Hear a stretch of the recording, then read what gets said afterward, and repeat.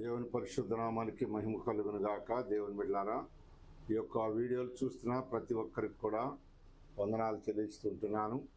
దాన్ని వాక్యం చదువుకుందాం. మత్తయి సువార్త నిన్న చదువుతూ వచ్చాం. ఈరోజు దేవుని యొక్క మాటను మనం చూస్తే, దేవాది దేవుడు ప్రభు అయిన యేసుక్రీస్తు వారు 40 దినాలు ఉపవాసం ఉన్న తర్వాత ఆ శోధకుడు ఆయన దగ్గరికి వచ్చి, నీవు దేవుని కుమారుడు అయితే ఈ రాళ్ళు రొట్టెలగనట్లు ఆజ్ఞాపించమనెను.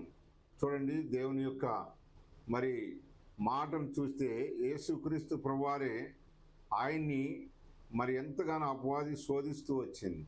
కనుకని అపవాది ప్రతి గడియ కూడా మనల్ని శోధిస్తూనే ఉంటుంది, మనతో మాట్లాడుతూనే ఉంటుంది. కానీ వాడిని ఓడించాలంటే, వాడిని బెదిరించాలంటే, వాడు నీ దగ్గర నుంచి పారిపోవాలంటే, వాడు నీకు లొంగాలంటే నీ దగ్గర ప్రార్థన ఉండాలి, గద్దించే ధైర్యం ఉండాలి. కనుకనే ప్రార్థన వీరులుగా, ప్రార్థన పరులుగా, తండ్రి అయిన దేవునితో మాట్లాడే వ్యక్తులుగా శక్తివంతమైన ఆత్మతో నింపబడండి. దేవునికి మీకు సంబంధం అధికపరచుకోండి. అపవాదిని ఓడించినప్పుడు వాడు మీ వద్ద నుండి పారిపోవును. దేవుడు మిమ్మల్ని దీవించును గాక. ఆమేన్.